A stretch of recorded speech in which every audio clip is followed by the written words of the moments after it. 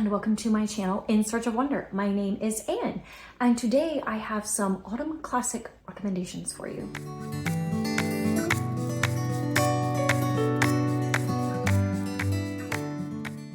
If you know me, you may be surprised to learn that this is not coffee in my cup. This is tea, but it is coffee adjacent. It is the maple espresso blend at Trader Joe's, which I really love. It's one of my favorite teas, surprisingly. And I really like it, but it's a little hot right now. I just kind of scalded my tongue. So we're gonna set that over here and let that cool just a bit. And I will get to my recommendations for you. I have 5 classics here that are perfect for this time of year. Now, a lot of people come out with these videos earlier in the fall, but it takes me a little bit to get into the mood for fall because being a teacher, I really enjoy the summer and I just savor every last minute. And I don't really start enjoying fall until we get to the point where the air gets really crisp and fresh and the leaves start turning colors and falling beautifully from the trees. And that's the point where I am like, okay, I enjoy fall now. I'm ready for fall. So I did not make an autumn recommendations video earlier, but right now I'm in the mood for fall because around here, the leaves are turning colors. This past weekend, there was like an explosion of color everywhere. And so the leaves are turning and the leaves are falling and the air is crisp and it's that perfect fall moment. So what books do I have for you? I'll give you a sneak peek at my stack. What do we have here? Let's see. Let's start with the one on the top. Far from the Madding Crowd. And look at this vintage cover that I have. This is by Thomas Hardy. And let me read you the blurb on the back. It starts out with a bang. Bathsheba Everdeen delighted in the tortured devotion of men. Sounds like a real winner, huh? Thrown together by their desire for her, 3 men found their destinies intertwined. The strong and fervent Gabriel Oak. Isn't that such a good fallish name? The wealthy bachelor Boldwood, and the dashing renegade Frank Troy. Set in an England trembling in the onrush of a new age and a new morality, Far from the Madding Crowd is the masterwork of an artist too bold and frank for his own times. A piercing novel of male and female that has never been surpassed. So that's quite the intro. But you can even see on the cover, the colors that were chosen, they're very fall colors. We've got lots of oranges and rusts. They're going on, and you can see branches of trees with leaves on them that have turned color. So you can see right away that there's definitely a lot of autumn going on in this book. And that's actually predominantly the thing I remember. This book is set in rural England and it's set around farm life. And so it revolves around the seasons of farm life, most notably harvest season. So there are times when the harvest season plays a prominent role in the storyline and the plot and in the setting. So for that reason, it evokes a very strong feeling of autumn as you're reading it. So this is a great time of year to read it. Now, honestly, I will admit, Thomas Hardy is not my favorite Victorian English author. However, I did like this one. This is one of his books that I actually enjoyed more or less, and I liked how it ended. I can't say that about all the other books of his that I have read. So there's also a pretty good movie out about it as well. So, and then we have The Legend of Sleepy Hollow by Washington Irving. And this one is a bind up with other short stories from the sketchbook. So this is a short story. So if you only have time to add something small to your activities for this fall, definitely go with this one. And as you can see from the jack-o'-lantern that we have up here at the top, there's definitely a fallish vibe going on here in this story, 100%. Again, we have a harvest party that is happening. I don't think I said that, but there's at least one harvest festival scene in this book as well. There may be more than one, but there's definitely one harvest festival scene in this book, and there is in this one also.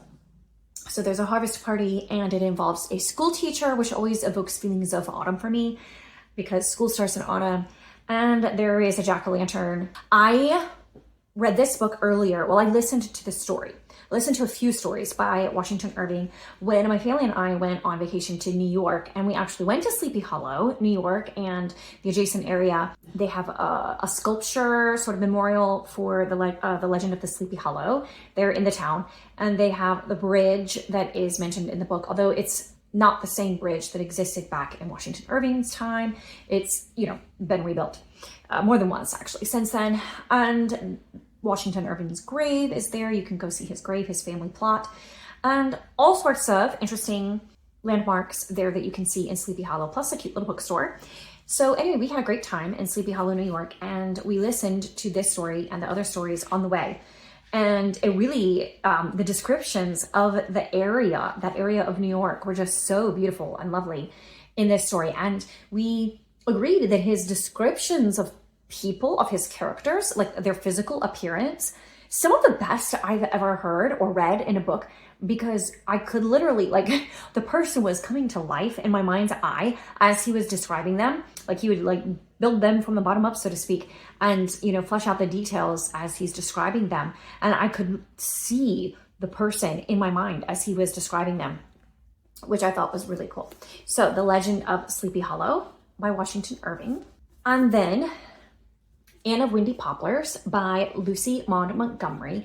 Now, all of the Anne of Green Gables series, all of the books could be read in autumn, but also they could be read in winter or spring, because they all go through all of the seasons, and each season is really so beautifully described by Lucy Maud Montgomery.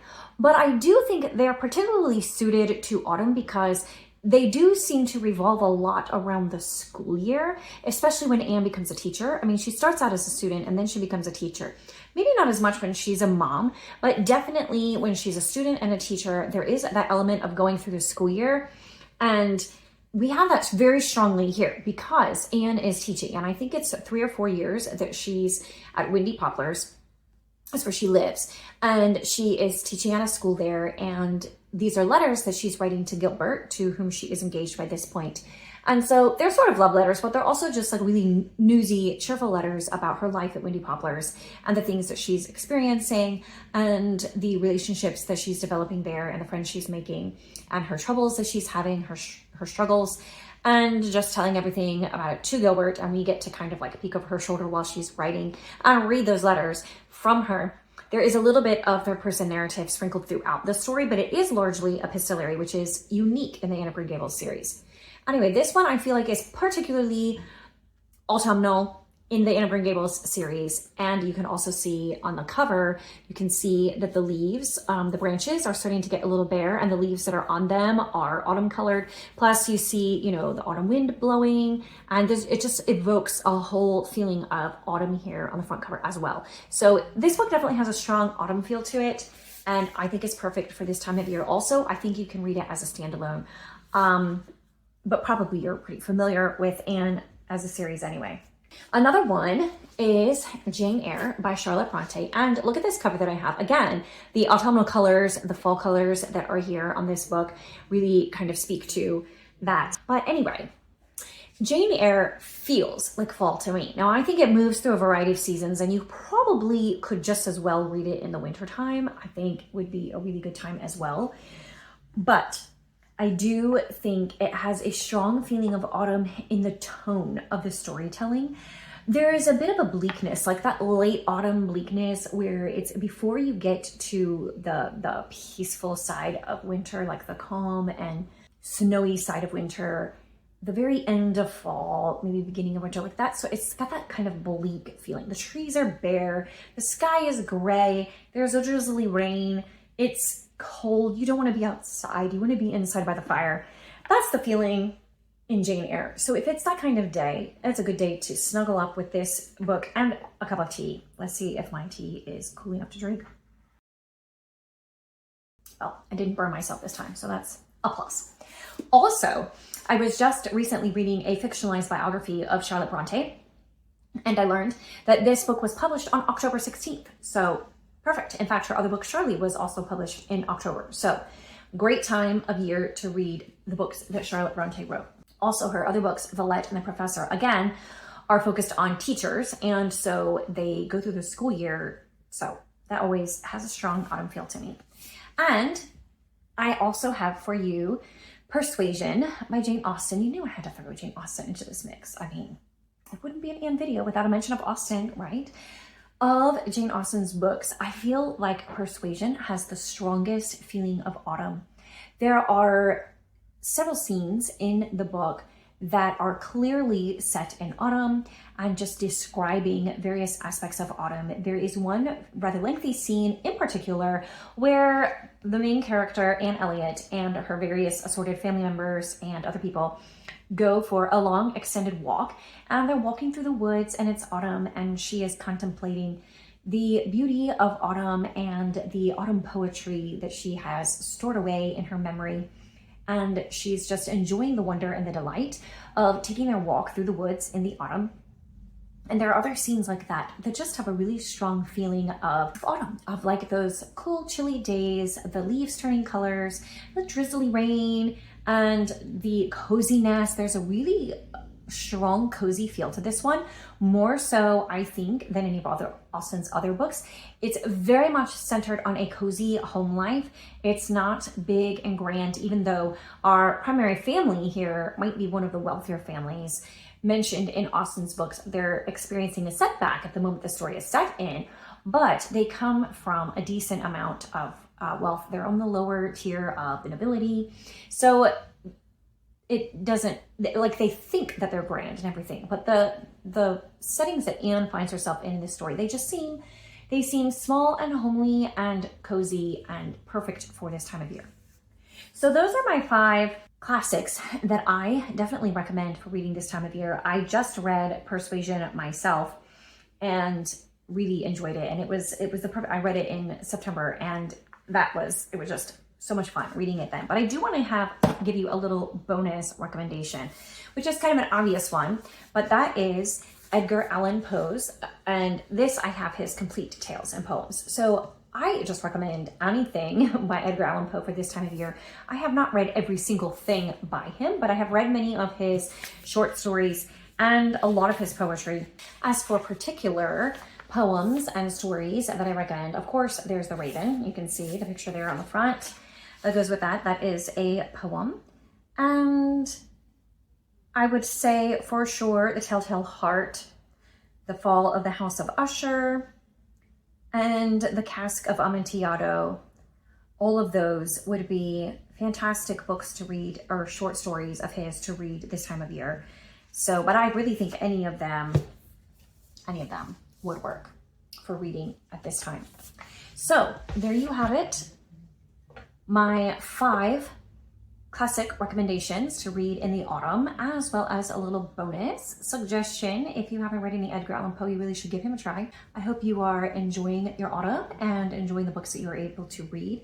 And if you have a particular classic that you would recommend, please leave a note in the comments for all of your fallish book recommendations that are classics. As well, let me know which of these you have read and what you think about them, if you like them, if you would also recommend them to others who are looking for autumn classic recommendations. Share your thoughts and your reviews in the comments, and I look forward to chatting with you there, and I will see you next time.